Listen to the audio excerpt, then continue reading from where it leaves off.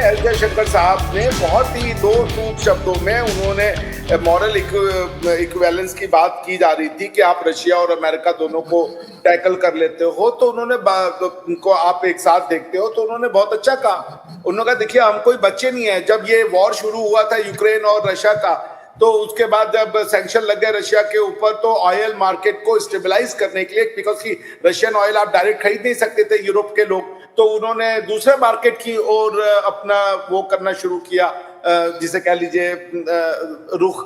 तो वो दूसरे मार्केट को तलाशने में गए। वहां पे जब जो मार्केट में भीड़ लगी, तो उसको स्टेबलाइज करने के लिए, क्योंकि वो वेस्ट एशिया ही था, तो सारी कंट्रियां वेस्ट एशिया पहुंच गई अचानक से। तो फिर वो मार्केट में, चूंकि वेस्ट एशिया का फिर प्राइस की अगर किसी चीज की डिमांड ज्यादा हो, सप्लाई कम हो, तो लॉ ऑफ इकोनॉमिक्स 101 तो आपको साफ बताता है ना कि उसका तो वैल्यू ज्यादा होगी।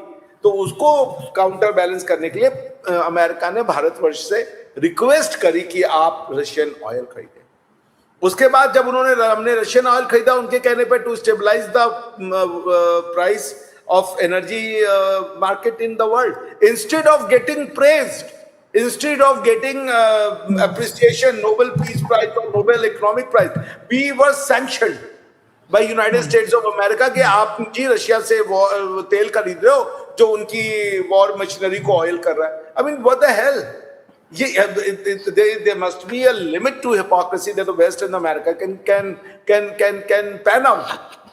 तो इसलिए मैं ये जो एस जयशंकर साहब ने बड़ा अच्छा इसको कहा कि हम सब बड़े हैं यहाँ पे, हमें भी पता चल रहा है क्या गेम हो रहा है, ऑन ऑफ करते रहते हैं। कभी कहते हैं कि सैंक्शन लगाएंगे, फिर वो सैंक्शन, अभी देखिए कैसे हुआ ये सिलसिला।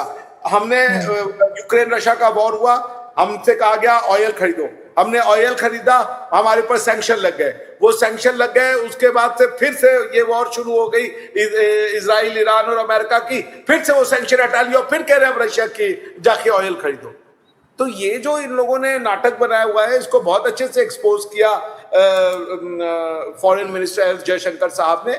और उसके बाद मुझे जो सबसे अच्छा उनका उत्तर लगा वो वाला लगा, जिसमें उन्होंने क्षमा कीजिएगा, यूरोप को कहा कि भाई यूरोप से जितने वेपन बेचे जाते हैं और विश्व के कई भागों में, उनमें से कई जो देश ऐसे हैं वो उन वेपन का उपयोग हमारे ऊपर करते हैं और सदियों से करते आ रहे हैं, पर हमने तो आज तक ऐसा कुछ नहीं किया कि यूरोप के ऊपर कोई अटैक करे और हम उन वेपन्स को बेच रहे हो। तो इसलिए ये जो असल में ये बेसिकली जयशंकर साहब ने उस आर्ग्यूमेंट का तोड़ निकाला है, जो आर्ग्यूमेंट ये कह रहा था, क्योंकि यूक्रेन यूरोप में है, तो ये कहा जा रहा था कि यूक्रेन में जो अटैक हो रहा है वो इसलिए हो रहा है कि इंडियन मनी उसको फंड कर रहा है। So in a way, India is the party who was funding the war on the soil of Europe. तो उन्होंने, लेकिन सॉरी सर आपकी बात कर रही हूँ, लेकिन जो लोग वेपन सेल करते हैं वो कोई ये तो नहीं पता करते या ये तो नहीं पूछते कि भाई आपने ये कहाँ इस्तेमाल करने हैं। तो आपने ये कैसे सोच लिया कि यूरोप से अगर कोई वेपन सेल किए जाएंगे तो उसको ऐसी किसी जगह नहीं दिया जाएगा जो भारत के ऊपर इस्तेमाल हो? हर जगह तो नहीं आपकी बात चलेगी। ये बात पूर्णतः सत्य नहीं है।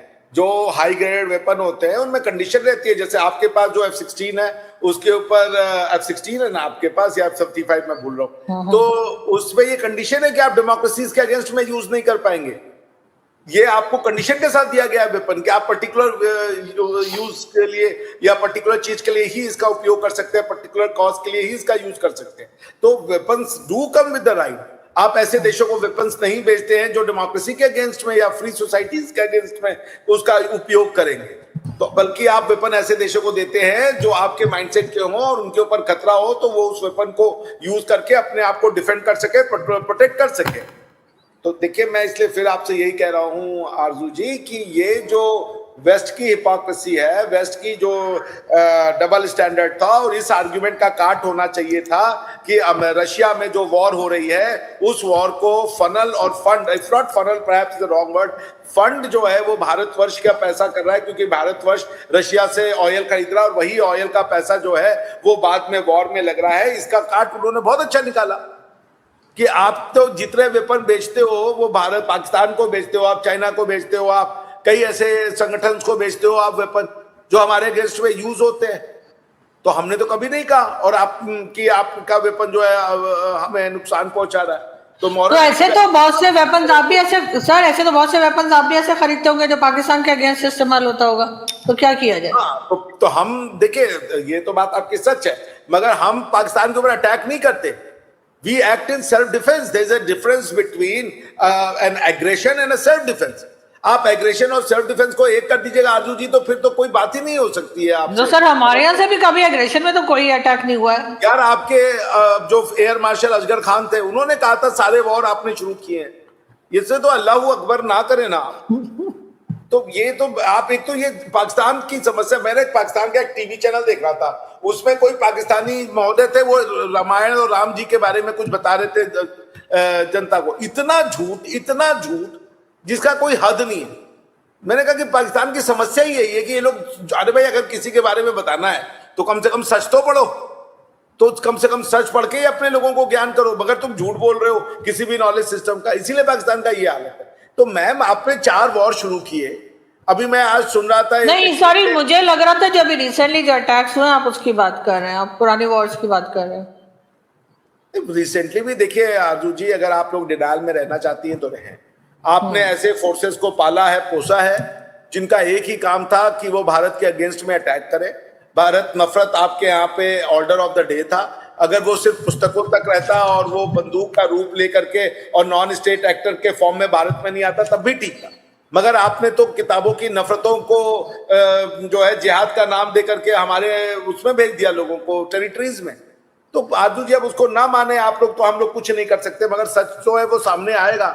हम क्यों अटैक करेंगे पाकिस्तान के ऊपर? हम अफगानिस्तान पे अटैक नहीं कर रहे हैं, हम ईरान पे अटैक नहीं कर रहे हैं, हम नेपाल पे अटैक नहीं कर रहे हैं, हम श्रीलंका पे अटैक नहीं कर रहे हैं, भूटान पे अटैक नहीं कर रहे हैं। क्यों अटैक करेंगे हम पाकिस्तान के ऊपर? कोई कॉज तो होगा। तो इसलिए इस तरीके का जो पाकिस्तान का ये जानबूझ के प्रॉब्लम को क्रिएट करना, जानते हमारे एक मित्र थे, उनका काम था वो जानबूझ के प्रॉब्लम क्रिएट करते थे और फिर उसको सॉल्व करने का नाटक करते थे। वो पहले प्रॉब्लम, ट्रम्प को कह रहे हैं सर, ट्रम्प के भाई थे क्या वो? नहीं, वो आप लोग के रिश्तेदार थे। क्योंकि ट्रम्प भी तो वॉर स्टार्ट करके और फिर कहते हैं वॉर रोक रहा हूँ। नहीं, मैंने वॉर की बात नहीं की, मैंने कहा नहीं, वो भी देखते हैं प्रॉब्लम होती है ना सर, वॉर भी एक प्रॉब्लम का नाम है। वॉर प्रॉब्लम नहीं है, वॉर सोल्यूशन है प्रॉब्लम का। War is a solution of a problem. War तो अभी जो जंगें चल रही हैं या जो ट्रम्प ने रखवाई हैं, आपके ख्याल से वो सोल्यूशन चल रहा था, ट्रम्प ने रखवा दिया? उनका सोल्यूशन है ना कोई प्रॉब्लम का। जैसे वेनेजुएला में जो किया, उनको लग रहा था कि वेनेजुएला से ड्रग पेडल होता है अमेरिका में और अमेरिकन मार्केट में ड्रग्स आता है, इसके लिए जो एडियोरो या समथिंग जो नाम था वेनेजुएला के राष्ट्रपति, वो उसमें इन्वॉल्व है, उन्होंने उनको पकड़ लिया।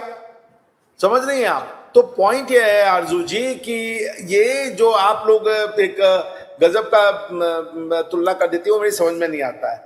तो दिस इज व्हाट। नहीं सर, हम वैसे भी समझ में नहीं आते, पाकिस्तानियों को समझने की कोशिश मत किया करें, नहीं हो पाएगा। धन्यवाद। नहीं देखिए, मैं क्या कह रहा हूँ आरजू जी कि आपको ये बात समझना पड़ेगा कि हमने ये जो वॉर है वो एक सोल्यूशन होता है, वॉर प्रॉब्लम नहीं होता है। कुछ बातें आप नहीं लोगों को समझा पाते हो तो फिर आपको, जिसे हमारे यहाँ कहते हैं भय बिन होत नहीं प्रीति, जब तक डर ना हो तो प्यार भी नहीं होता। 4 थप्पड़ जब आप माँ भी बच्चे को लगाती है तभी वो बच्चा शांत बैठता है, समझ रहे ना। और बच्चा अगर रोए नहीं तो माँ भी दूध नहीं पिलाती, इसलिए भय तो होना चाहिए। तो मगर आप ये कहें कि हमने किसी के ऊपर वॉर किया, कभी नहीं आप, कभी नहीं। बल्कि आपने तो जो 9/11 का अटैक करवाया, 26/11 का अटैक करवाया था, उसके बाद तक हम आपके ऊपर अटैक नहीं किए थे। तो आरजू जी ऐसा ना करें ना, आपको देखिए ऐसा ना।